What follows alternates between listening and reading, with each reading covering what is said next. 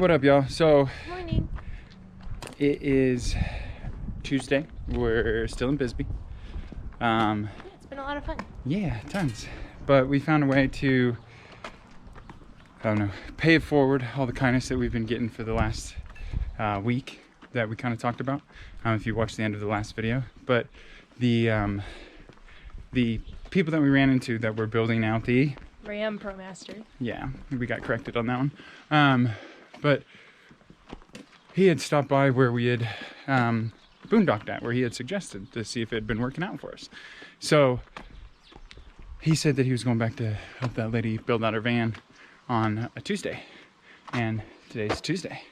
So we offered our assistance just in case if we could help at all, since we did build out one. We're gonna see how we can help out today and maybe just kind of move that, you know, kindness back in the other direction a little bit too. So yeah, stay tuned for all of the rest of what we're doing this weekend. Fun things. Bye. Hi guys. Hey. So we're still in the desert this week. We've been running around all over southern Arizona. We were figuring out how to get water, how to take showers, what else did we figure out? How to get more food. That one's easy. You just go to the grocery store. And kill the cows and then slaughter them ourselves, and it was crazy. I'm a vegetarian. I will show you the pile of bones.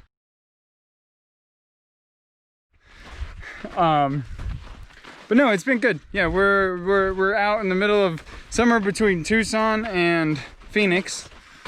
We kind of went to a couple other mountain ranges, whatever you call them, and hung out there for like a day or two while we were getting like our brakes fixed. Oh yeah, that was the big thing that we got done this week. So that was awesome. So now we can go places and not have to be terrified about dying.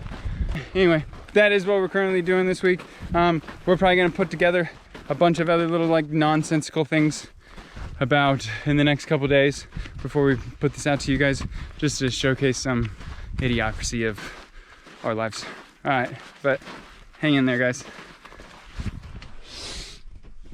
All right, guys, so we've been out here in this Sonoran Desert for about a whole month now, right? And one of the biggest things that we keep on talking about is all the plants, all the flora and fauna and all that stuff. So we figured that what we're going to do today is going to just walk around and talk about some of our plants, not our plants, but the Sonoran Desert's plants that we've really enjoyed. And just give you a couple like little fun facts. I don't know, because that's one thing that we like waited a whole entire month to do, of just actually look them up. We were sitting there like theorizing on what was inside of a cactus, or you know, I don't know what else. Like making up fun stories about them and just like folklore and stuff. And yeah, just ridiculous stuff that we didn't actually know was true at all. And so thanks to Dee for just sitting right in the shot. But yeah, so we finally actually looked up some of the actual hard facts just so we'd actually kind of know. And they're pretty freaking crazy. Wow, they blow your minds. But anyway, so we're going to run out and we're going to show you guys a bunch of those. The reason why we started filming this in the van today is because if you can see out our wonderful skylight, it is covered in water, right? And so it rained last night. It's supposed to rain later today. It's crazy windy right now. It's freezing cold. So on the count of 3, we're going to run out of the van and we're going to record these as quickly as we possibly can for you guys. So we don't freeze. So we don't freeze to death. So on the count of 3, Ready, 2, girls? 1, go! Ah! Go, go, go, go! This is not a drill! Ah! Okay, so we're going, and okay, so we've made it out of the van, thankfully, and now we are at one of our plants. So one of the plants that we've been having to struggle the most with is this right here, right? So this is called a Choya tree, or not a Choya tree, because that tall one right there, that's a Choya tree, even though it kind of looks like these are teddy bear Choya. And then this other one right here that's purple What was that one called again? A cane choya. That's what that one is. And then there's like 6 or 7 other different types of choya that we've seen so far just walking around. But these are the ones that we've been having the most trouble with, just because they're evil. Because they are evil. They really are. And let me show you a reason why. So if we come over here and then we look right here on the ground, we see all of these little parts, right? And so all of those little parts, and excuse the thunderstorm that's happening in the desert right now, but all these little parts are all these little segments of these. And so these, they have a nickname called jumping choya. And the reason why they're called jumping choya is because they get everywhere. You'll walk by them, all of a sudden you'll see like 3 of them on your jacket. They have crazy barbed points in them. So the dogs have just been absolutely horrified by them. It's like every single time we go out, all of a sudden we have to go and pick a bunch of like spines out of their feet. They'll get the whole entire big things on them. It's very bad for the dogs. But anyway, so those are choya. There's a couple different types. Choya. A choya.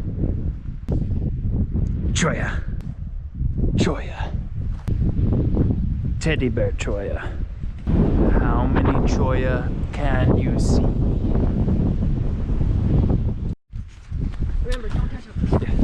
Another fun fact about the choya is that on these choya trees, they grow these fruits, right? So they are these little hanging things off. Sierra says that they look like the little finger plants off of the labyrinth. They look like aliens! Which I totally get. But some of these can be on here for up to 20 years. Because see, once they just grow one, they'll keep on growing one the next year and the next year and the next year.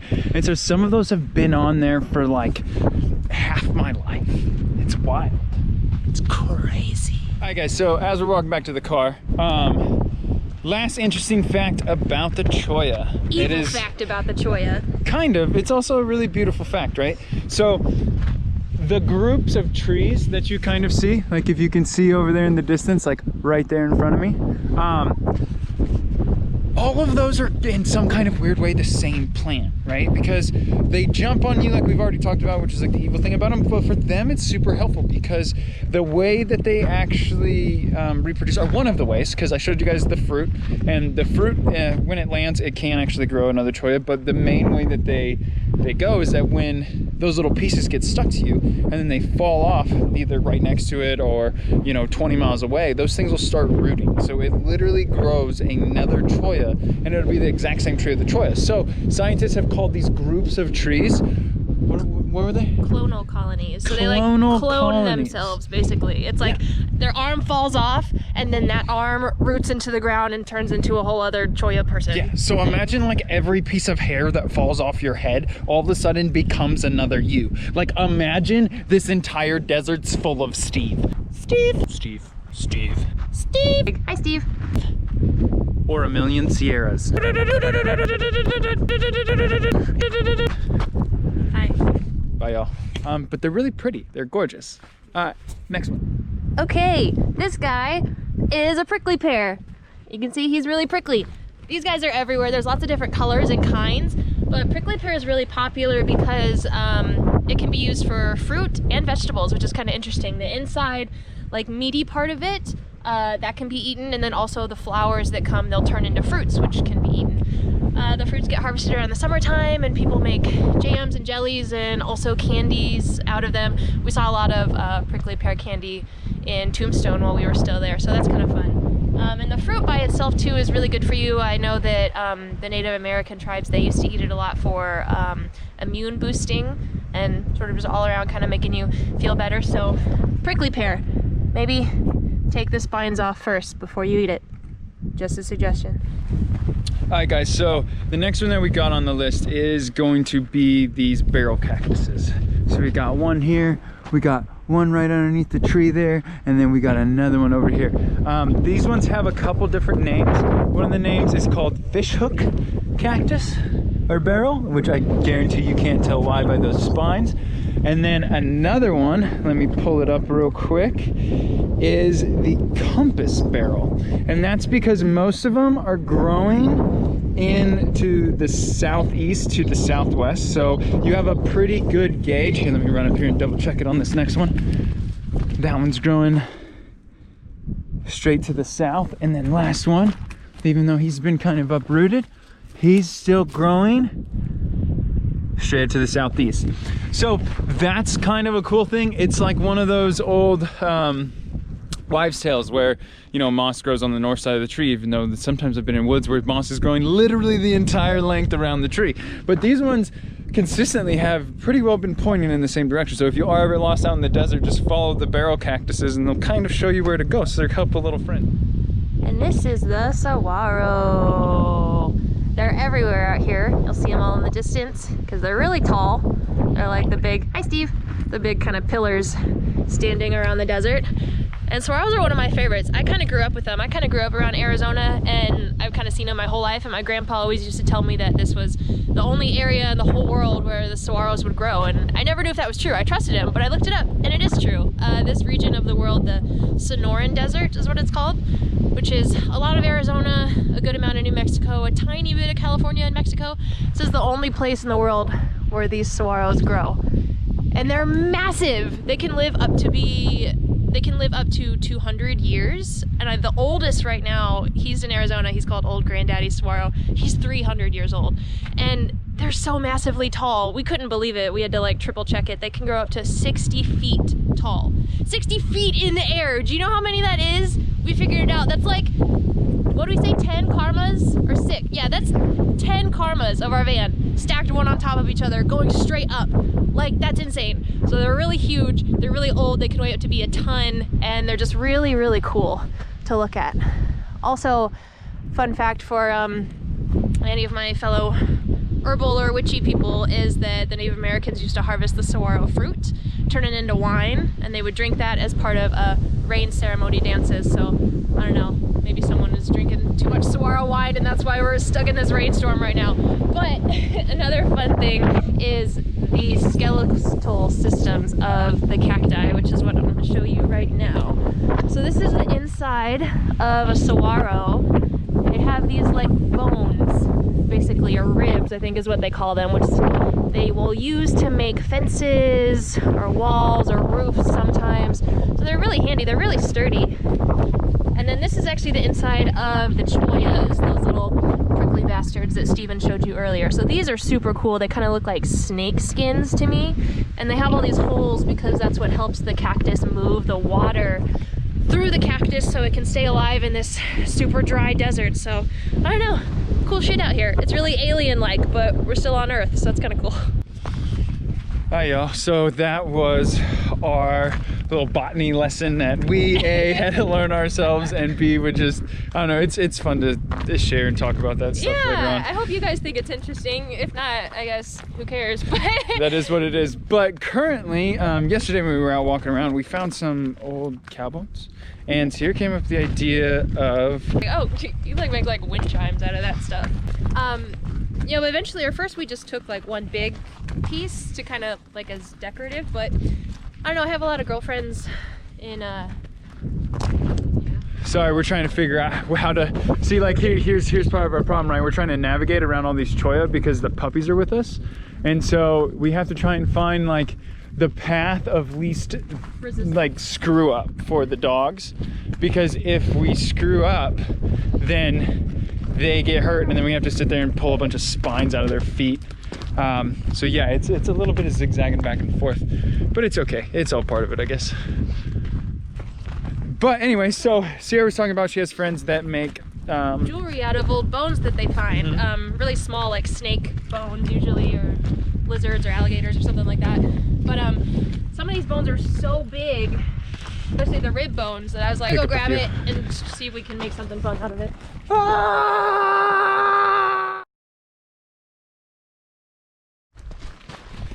Okay, but quick story time, everybody. So we've been here for about 2-3 days now, right?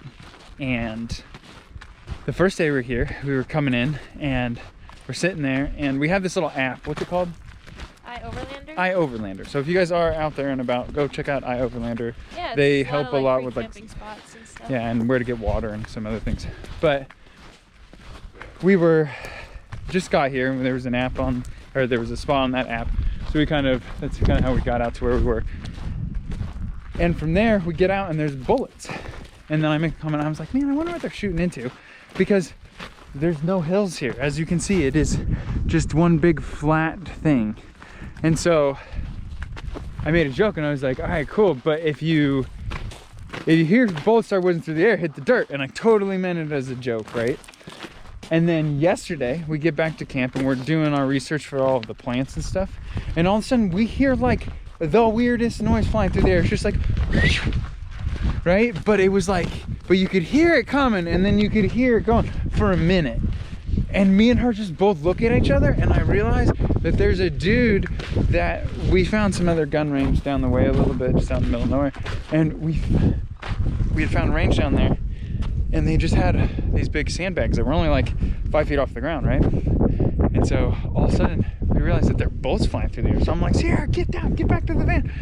So then she had to get down, I got down, and then we just kind of like scurried back to the van. But yeah, you could hear like 7, 8 more shots just come whizzing through the air. So it was actually kind of like an intense move. I don't think they were actually like super duper close to us at all, but they were close enough you could hear them flying through the air. So yeah, I'm assuming that's what that sound was. I have no idea what else. Oh no, it for sure was. It would have been, because it had, like you said, that like the sound of speed, you know, when you know something's going so fast, because it sounds different when it comes up and then goes away. So that's yeah, I have no idea what else it could have been. But yeah, so anyway, if you are ever out camping in the middle of nowhere, then just be careful that people out there might be shooting. They're allowed to do their bit. So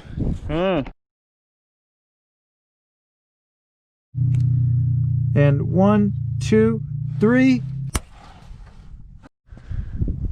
so the first little hiccup we had was we lost our guard step.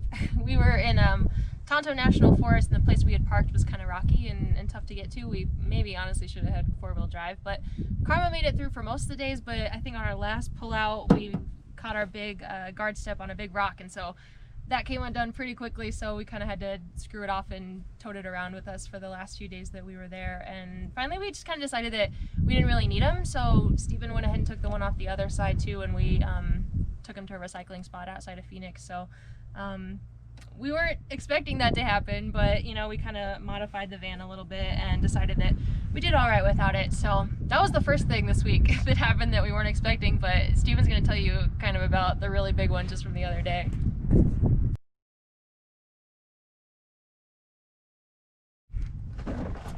Alright guys, so from there we were in Tonto, I think Sierra was telling you guys, and after those step guards fall off, we thought we were doing pretty good.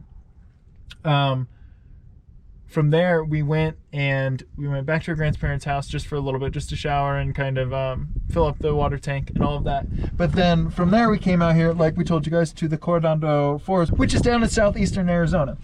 From there we were driving out, and on the way out we're getting ready to come to a turn, and all of a sudden the brake pedal just goes straight to the floor, like 0 brakes. Freaked out for like 5 seconds, but then luckily we were on flat ground and we were slowing down already to make a turn anyway whenever they came out. So thankfully it wasn't on the side of a mountain and we actually needed them, or else we all probably wouldn't have been here. So what actually happened, and let me get up here, is this right here is going to be my brake line, and you can see it's currently off. I ripped it off while we were out, and up where it actually attaches to, it had gotten a pinhole in it, and every single time I would press on the brake, then that's what would happen, is that the fluid would just come shooting out of that hole, and then none of the other brakes would work. So luckily I have a friend named Dave way back in Indiana. Shout out to Dave, thank you sir. But I got to call him up. Guy I used to work with, mechanic in one of the garages, and we talked about what we could do, and so all we had to do is just crimp it off. So basically we had to just stop that pressure from coming out that line, so then the other 3 lines would actually be able to work properly, and then that way we were able to get back into the last town we went to. We were able to find a brake line. We are now able to change it out here, and once again the brakes were working the entire time after we crimped that closing part off. So if that ever happens, and hopefully you come out of it on the other side all right, just remember you can always crimp that brake line off. I know repairs have to happen a lot whenever you're out on the road, especially with an older van like this. So yeah, stay tuned, and I'm just going to switch that out real quick. And 1, 2, 3, bam!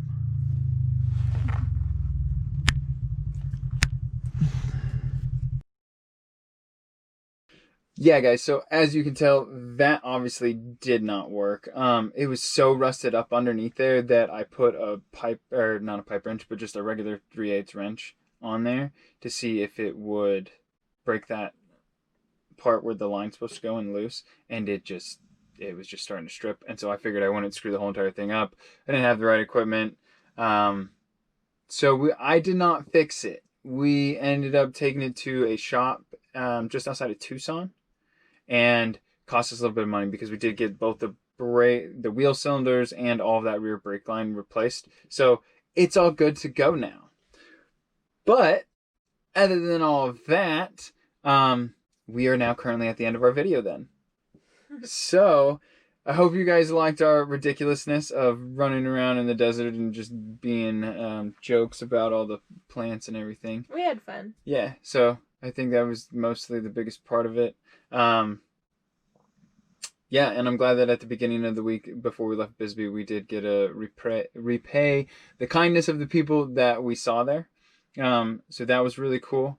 But yeah, from here, I'm not really 100% sure we had planned. I think we're going to go maybe head back up to Phoenix just for a little bit. And then from there, we're going to start heading out even more west. California. To California. So, I don't know. You got anything else? Thanks for watching. Yeah. I really appreciate you guys. Remember to like and subscribe. Always. All right, guys. Hope you have a good week.